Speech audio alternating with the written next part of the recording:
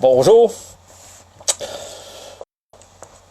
Je vous demanderais de partager le live que je fais présentement. J'aimerais qu'il y ait le plus de monde possible parce que j'ai envie de jaser d'un sujet qui est d'actualité. C'est un sujet que le Journal de Montréal et tous les médias présentement couvrent.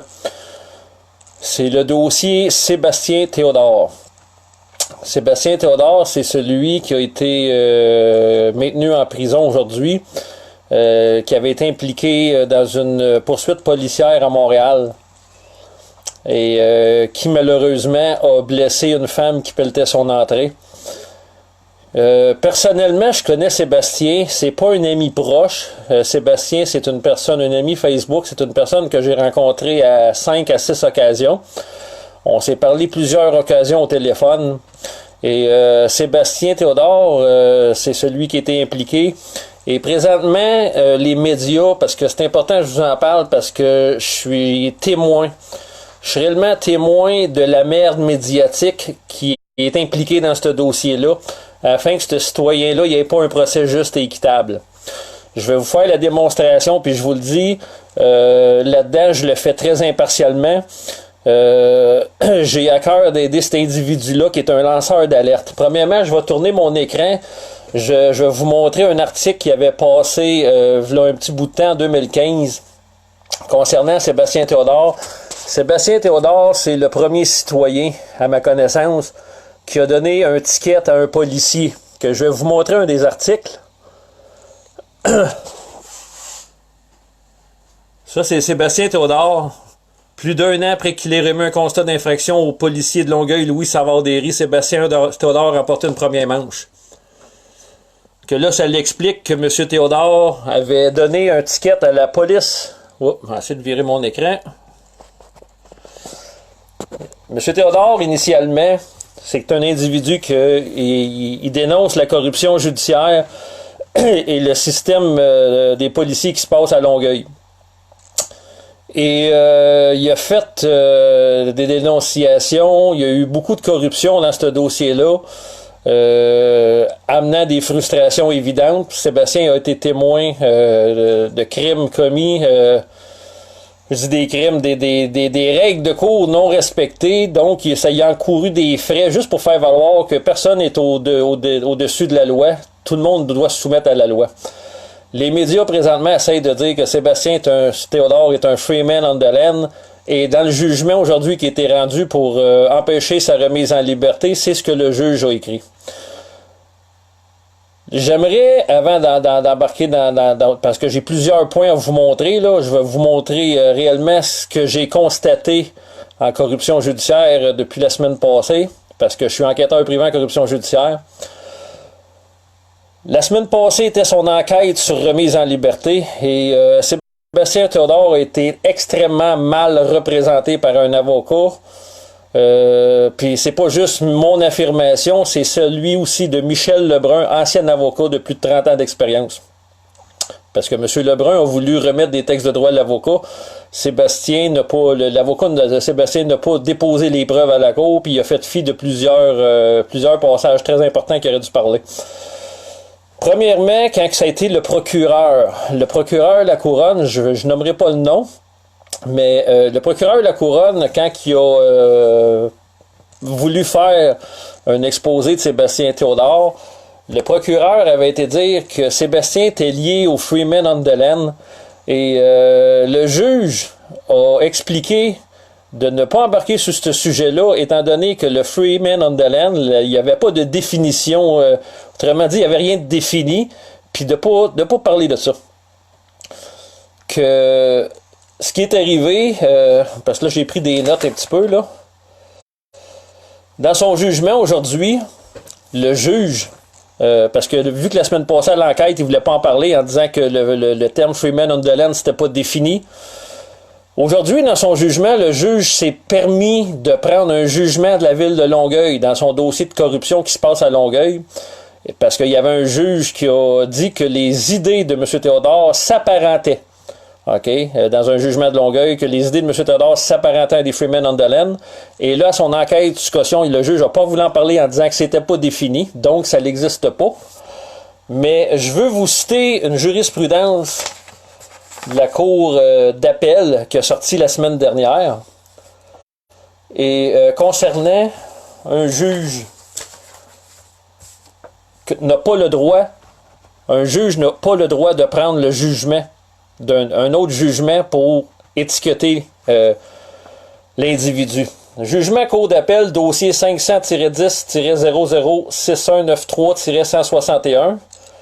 C'est un jugement que c'est moi-même qui l'a fait créer. Dans le fond, c'est les juges dans mon dossier, page 15. Mais le point 51, ça dit, ça c'est la Cour d'appel qui a dit ça, mais il y a plus, des décisions de la Cour supérieure du Québec, Chambre de la famille, ont été déposées de façon précipitée par Laplan en raison du comportement du juge. On ne sait pas trop ce qu'il voulait en faire Laplan, mais alors qu'il prononce son jugement sur sa culpabilité, le juge en utilise des passages pour décrire le mauvais caractère de Laplan. Un juge ne peut pas importer ainsi l'opinion d'un autre juge sur le même justiciable pour étayer sa propre conclusion. D'autant que cette opinion porte sur le mauvais caractère de l'accusé. Ça, c'est la Cour d'appel qui dit ça. Qu'un juge ne peut pas prendre un jugement d'un autre pour le transporter dans son propre jugement. Et le juge l'a fait dans le dossier de M. Théodore. En partant là, moi, la confiance, je faisais partie du public, ma confiance a été trahie par le juge Labelle cette journée-là, aujourd'hui. Puis, deuxièmement, pendant la défense de M. Théodore, parce que là, l'histoire, ils disent que M. Théodore conduisait avec un permis restreint. La ville de Longueuil, qui faisait de l'intimidation auprès de M. Théodore parce qu'ils ont donné un ticket, parce que lui, M. Théodore a donné un ticket à la police lui ont donné un ticket pour des vitres teintées. 140 $ d'amende pour des vitres teintées, mais le problème, c'est que les vitres sont teintées d'origine. Donc, M. Théodore avait fait une lettre de change pour décharger. Moi, je ne suis pas au courant trop des histoires de lettres de change, mais ça a été dit par le procureur de la Couronne que M. Théodore a voulu, puis a fait des lettres de change à la ville de Longueuil qui ont demeuré sans réponse. Et le juge a dit de ne pas parler du sujet des lettres de change. Donc, moi, je présume que ça ressemble à être vrai parce que le juge ne voulait pas en parler, puis il existe des textes de loi concernant les lettres de change. Aujourd'hui, dans son jugement, le juge, pour ne pas mettre M. Théodore en liberté, il a expliqué que M. Théodore avait voulu, comment je dirais ça, le terme, c'est passer outre ses paiements, là, il a voulu se décharger d'une dette de manière loufoque. C'est un petit peu ce que ça voulait dire. Autrement dit, qu'il avait fait une mesure que ça avait comme pas d'allure, alors que c'est lui-même le juge qui a refusé d'en parler de ce sujet-là des lettres de change. Il y a eu des choses réellement faites, et je vais vous montrer un texte qui va finir qu'à servir en preuve pour le procès. Ça sera pas bien long. Je vais tourner l'écran. Ça date du 23 juillet à 6h36. Je vais vous la lire. Mais ceux qui veulent faire un print screen, vous pouvez faire un print screen. La lettre, pas la lettre, le texto qu'il avait écrit sur son Facebook.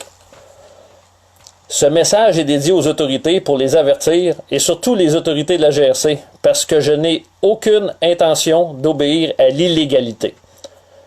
Là, il parle d'obéir à l'illégalité, ce qui est illégal. Et je vais agir en tant que légitime défense s'il y a lieu de ma personne physique et de mes biens personnels. Alors vous êtes avertis et la population est avisée au cas où la tournure, j'invite les autorités à me contacter. Il a lui-même invité les autorités à le contacter pour régler le problème de façon civilisée. Sinon, le problème sera causé par votre faute. Oui, vous, les autorités, et comme la preuve, la population est avisée de la situation comme preuve hors de tout doute, que je peux agir correctement. Mais si vous me forcez à agir d'une certaine façon, les seules personnes à blâmer, eh bien, c'est vous, les autorités. Alors, soyez bien avertis, et vous êtes bien avertis. Alors, veuillez agir en conséquence, et dans les autorités, je tiens à rencontrer seulement du haut niveau et à partir du directeur. Merci. Le 18 juillet 2018 approche et soyez avisés, oui, vous, la ville de Longueuil, que si vous ne cessez pas votre harcèlement et votre intimidation de menaces, incluant la Société d'assurance automobile du Québec, que s'il vous écoute, il va avoir place à la réclamation des problèmes sérieux. Alors, pour éviter un énorme problème qui risque d'être créé, par vous, je répète, s'il vous plaît, veuillez agir correctement parce que sinon vous allez causer une tempête. Et encore, je l'aurais dit, par votre faute. Ville de Longueuil, je vous demande de me retourner règlement de la lettre de change avec une preuve étampée refusée. Avec des explications du comment et du pourquoi. C'est la façon obligatoire à faire. Alors, j'ai déchargé les constats d'infraction qui ont été mis à ma personne, juridique, légale. Alors, demandez-moi pas encore de payer parce que c'est de la fraude. Oui, vous, Ville de Longueuil, s'il y a des problèmes, s'il vous plaît, m'en avisez pour corriger. Merci.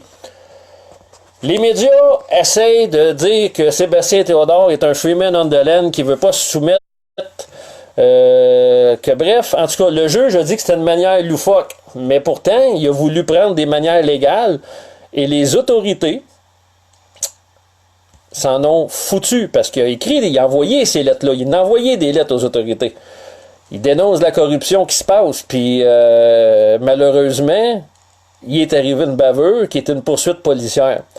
Qui a une femme qui s'est faite frapper par un véhicule de police et non le véhicule de M. Théodore. Ça a été dit dans l'enquête la semaine dernière. Puis c'est dans les notes du BEI, Bureau d'enquête indépendante. Dans l'enquête qui s'est déroulée la semaine dernière, le procureur de la Couronne, avec son autorité, si elle est légale, puis je dis si elle est légale parce qu'on va sortir un point de droit tantôt, a demandé à M. Théodore, est-ce que tu reconnais mon autorité, l'autorité que j'ai? Sébastien, il a les menottes, puis il y avait un avocat qui lui avait dit de ne pas embarquer sur le sujet. C'est ce que j'ai appris. Et Sébastien n'a pas été en mesure de lui répondre parce qu'il a juste répondu, ça dépend de ton serment d'allégeance, si tu l'as fait. Maintenant, je vais vous montrer les serments d'allégeance. Ce sera pas bien long. Je vais l'agrandir. Parce que là, il y a des textes de loi. Ça, c'est des lois fédérales. Disposition, obligation au seul serment d'allégeance. Vous pouvez faire un print screen si ça vous tente dans la vidéo, là. La loi fédérale dit bien obligation au seul serment d'allégeance. Les titulaires d'une charge publique, les maires ou autres officiers publics ou administrateurs d'un organisme doté de la personnalité morale, ainsi que les personnes appelées ou admises à exercer comme avocats, notaires ou autres officiers ministériels, sont tenus au seul serment d'allégeance. Sauf si une autre règle de droit exige d'eux qu'ils prêtent aussi le serment professionnel, comme les serments du barreau du Québec, nécessitent pour l'exécution des fonctions de leur charge ou l'exercice régulier de leur profession.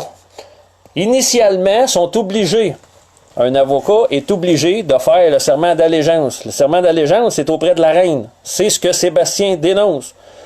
Il paraîtrait, moi j'ai pas les confirmations à 100%, mais venant de certains avocats ou ex-avocats, les serments d'allégeance envers la reine, le barreau du Québec ne les fait pas depuis 1971 ou 1976. De là, dire que il y a des gens qui sont dans l'illégalité de pratiquer leurs fonctions.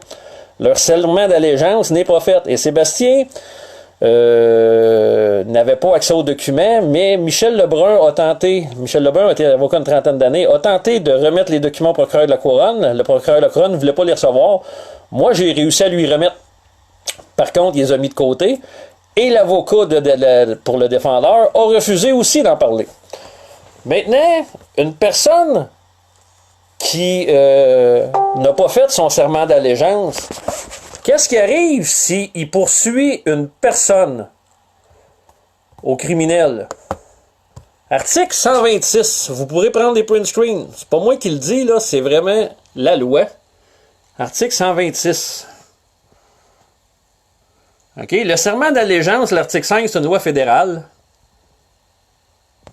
Et désobéissance à une loi. L'article 126.1 se dit, à moins qu'une peine ne soit expressément prévue par la loi, quiconque sans excuse légitime contrevient à une loi fédérale en accomplissant volontairement une chose qu'elle défait ou en omettant volontairement de faire une chose qu'elle prescrit est coupable d'un acte criminel et passible d'un emprisonnement maximal de 2 ans. Procureur de la Couronne, qui a été très sarcastique en demandant à M. Théodore s'il s'il reconnaissait son autorité. Moi, j'étais témoin de comment ça se passait. Le gars était vraiment sarcastique.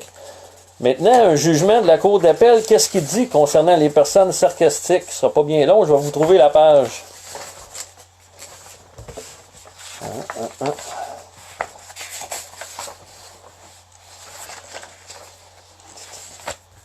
Donnez-moi 2 secondes, là, parce que j'ai mêlé mes papiers.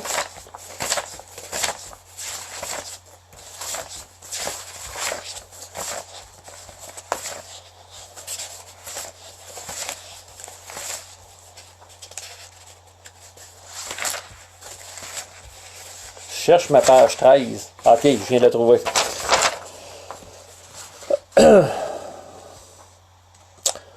Jugement, Cour d'appel, dossier 500-006-193-161, page 13. Le point numéro 39. Les juges de la Cour d'appel citent une jurisprudence qui dit « Je note immédiatement le commentaire du juge Pacheco formulé à l'égard du ministère public dans l'arrêt R. contre Roberts 2018 ONCA 411 au paragraphe 124 que le sarcasme ne fait qu'affaiblir la dignité des procédures judiciaires. Je suis d'accord et j'ajoute que cela est encore plus vrai lorsque le sarcasme émane du juge. » Là, dans ce cas-là, le sarcasme a émané du procureur général. Pas procureur général, excusez, le procureur des poursuites criminelles et pénales.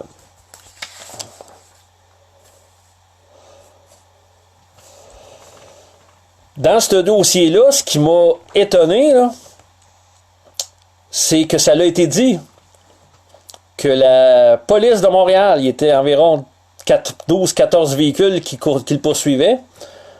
Il y a eu un appel d'effectuer d'un supérieur disant d'arrêter toute poursuite parce que ça s'en venait peut-être dangereux ou ça s'en venait dangereux. Et il y a 4 véhicules qui n'ont pas obtempéré à l'ordre obligatoire. Et là, dans le jugement, pour pas que M. Théodore sorte de prison, ils ont été dire que c'est M. Théodore qui a rentré dans le véhicule de police, qui a dévié sur la personne qui s'est fait écraser. J'ai l'enregistrement. Quelqu'un m'a fait parvenir l'enregistrement parce que M. Théodore avait, pendant la poursuite, appelé quelqu'un et on entend très clairement que c'est la police qui rentre dans M. Théodore en premier. Donc, présentement, il y a un individu du Journal de Montréal, Michael Nguyen, qui s'amuse à dire que M. Théodore est un citoyen souverain, patati patata. Il y a des médias qui vont dire que cet individu-là, c'est un gars qui ne respecte pas les lois.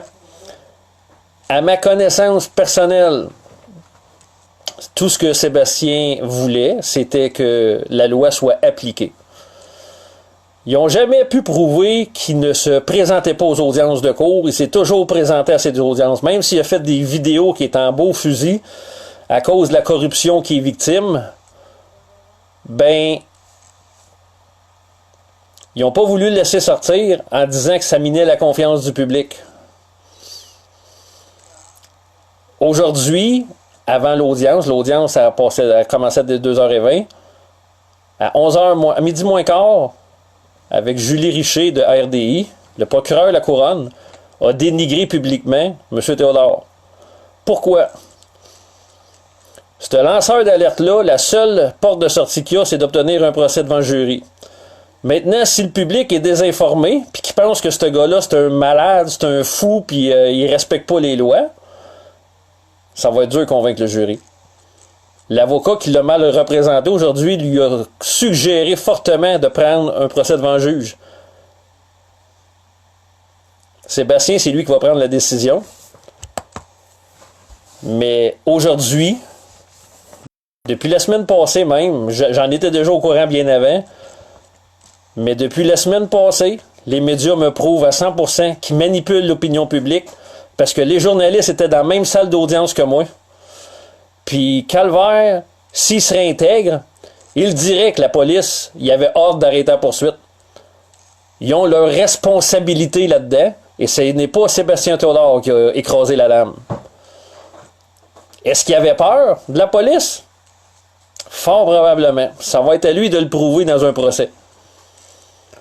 Maintenant, ça a été dit aussi qu'il a circulé à sens inverse. Mais Sébastien roulait à 30 km que ça a été dit. Il a jamais roulé en débile. Puis il y a des vidéos disponibles sur Internet qui avaient dit qu'il ne voulait pas qu'il arrive rien, quoi que ce soit, si la police partait à ses trousses. Ça fait que, présentement, il y a une bavure policière qui se passe à l'égard de Sébastien Théodore, au même titre qui s'est passé avec Taonet. Il y a des gens qui ont peur de Sébastien Théodore. Pourquoi? Parce qu'ils dénoncent que les serments d'office ne sont pas faits. Pas les serments d'office, les serments d'allégeance ne sont pas faits. De là qui dit qu'il y aurait de l'illégalité dans les lois. Donc, s'il y a des personnes qui ont pris possession du pouvoir, qui nous crossent à tout bout de champ, ce n'est pas d'être un free man on the land. C'est de vouloir rétablir un système de justice réel. Ça, c'est mon opinion. Maintenant, l'opinion publique, c'est d'inventer des free men on the land. Moi, j'ai été témoin réellement comment ça se passe. Puis même que la semaine passée, le petit Michael Nguyen, il savait qu'il y avait une ordonnance de non-publication de l'adresse de M. Théodore et de sa conjointe. Et sur un de ses posts, ben, ça n'a pas été filtré. Puis l'adresse a sorti publiquement par un individu qui veut salir Sébastien. Sébastien, quand il a témoigné, il a clairement expliqué qu'il est vraiment désolé pour la dame. Il voulait pas ces tourneurs-là, c'est évident. Puis c'est pas à moi, c'est pas à personne, c'est pas à aucun individu de juger ce qui se passe présentement, mais je vous demanderais juste de ne pas embarquer dans le kick des médias. Et les gens qui écoutent TVA, Radio-Canada, puis toutes les posts concernant Sébastien Théodore, c'est sûr qu'il va y avoir un procès. On m'a demandé d'enquêter sur le dossier. L'unité citoyenne d'enquête anticorruption va embarquer dans ce dossier-là. Et depuis ce que j'ai vu depuis le début, c'est sûr qu'il y a bavure. Il y a bavure, puis les médias le cachent. Donc, je sais qu'il y a eu un GoFundMe pour Sébastien. Sébastien, je sais pas s'il va changer d'avocat. Je connais pas sa procédure. Il est encore en prison. Sa conjointe est supposée me donner contact. Mais il y a un GoFundMe de fait pour Sébastien. Les gens qui vont vouloir l'aider là-dedans, je vous encourage à lui donner des sous. Si vous voulez pas l'envoyer pour lui, si vous voulez m'aider moi à défrayer les coûts d'opération, parce que je dois souvent me présenter à Montréal, va falloir, j'aurai pas le choix, puis les frais de stationnement puis tout, on a un tirage, puis ça, l'organisme est prêt à chapeauter gratuitement le dossier de Sébastien, mais il faut qu'on essaye de couvrir les coûts, que je demande l'aide de la population. Si ça vous tente de participer à notre tirage, vous savez, allez sur ma page Facebook, sur la page de l'organisme Unité citoyenne d'enquête anticorruption. Puis là, on a eu des généreux donateurs, mais les fonds qu'on va ramasser pour le tirage, qui est pour l'opération de l'organisme, ben ça fait partie d'un dossier de bavure policière. Donc, soit en achetant des billets pour nous ou en faisant un don sur le GoFundMe de Sébastien pour l'aider. Moi, je vous demande de réfléchir à tout ça, parce que si vous seriez un dénonciateur, c'est sûr que ça pourrait vous arriver. Moi, on a essayé de me mettre 14 ans en prison dans le passé, en m'accusant faussement de menaces de mort et intimidation des membres de l'appareil judiciaire. J'ai réussi à sortir de prison parce que j'avais pas d'avocat et j'ai gagné mon procès devant le jury. On a tenté l'année d'après de me faire la même affaire. J'ai eu un arrêt des procédures parce que je pouvais prouver que les accusations étaient bidons. Donc, dans le dossier de Sébastien, je suis intéressé de m'impliquer parce que je sais qu'il y a des choses de triste, qu'il y a une dame de blessée, mais je pense pas. Je pense réellement pas que Sébastien c'est un free man on the land. Je pense réellement que c'est quelqu'un qui voulait dénoncer quelque chose. Puis, bref, je voulais juste vous partager que j'ai réellement vu depuis la semaine passée comment que les médias peuvent manipuler l'opinion publique et les mensonges qu'ils véhiculent dans des dossiers judiciaires. Ceux que ça va leur tenter quand le procès va débuter, je vais vous mettre au courant. Ça va être important d'assister à ça, parce que des baveurs policières, des baveurs juridiques, il y en a plein. Et présentement, je peux vous dire, le Barreau du Québec, le ministère de la Justice a miné ma confiance dans ce dossier-là. Puis j'espère que la justice va avoir lieu. Que sûrement que le procès va être fait devant le jury, d'après moi. Probablement que Sébastien va aussi choisir de se représenter seul, parce qu'il a le droit de déposer ses preuves et il n'y a pas personne qui a le droit de l'en empêcher de déposer ses preuves, et présentement, ça lui a été empêché par son propre avocat. Donc, là-dessus, j'embarquerai pas trop dans le dossier parce que j'ai énormément de preuves pour en faire la lumière, puis que je veux le présenter. Je veux arriver à le présenter, puis je veux pas être dans un conflit d'intérêts parce que je prends pas part de Sébastien. Je vais avec la preuve que je vois, j'entends et que je lis. Donc, quand un citoyen a besoin d'aide, je pense que c'est notre devoir à tous et chacun d'être impartial. Puis il y a même des textes qui ont sorti, qu'il y a eu des témoins de la scène que je veux rencontrer. Puis les témoins disent tous que c'est la faute de la police. Donc, pourquoi qu'il n'y a pas... J'ai pas embarqué dans tous les détails de la preuve, mais présentement, j'ai vu un juge qui a rendu un jugement aujourd'hui, puis la semaine d'avant, il a enfreint. Il a enfreint que son jugement soit validé. Aujourd'hui, son jugement, tant qu'à moi, il est pas crédible. Pas du tout. Pas sur de la manière que ça a été fait. Que sur ça, je vous laisse parce que moi, regarde, je pourrais en parler longtemps puis longtemps, là, mais envoyez des ondes positives à Sébastien, puis si vous pouvez l'aider financièrement, je sais qu'il y a un gros GoFundMe de fait pour ça. Vous pouvez contacter, je pense que c'est Jocelyn Hull. Puis en tout cas, il y a d'autres personnes là qui sont plus proches de lui que moi j'ai été proche de Sébastien, mais en tout cas, si vous pouvez aider l'organisme au moins à pouvoir l'aider dans ce dossier-là, ça serait important. Que je vous dérangerai pas plus longtemps, puis je vous remercie de votre écoute, puis faut mettre un terme à la corruption judiciaire. Faut vraiment mettre un terme à la corruption judiciaire, puis on peut tous être victimes à un moment donné. Donc l'important, c'est de faire valoir nos droits. Sur ce, je vous souhaite une bonne soirée. À la prochaine.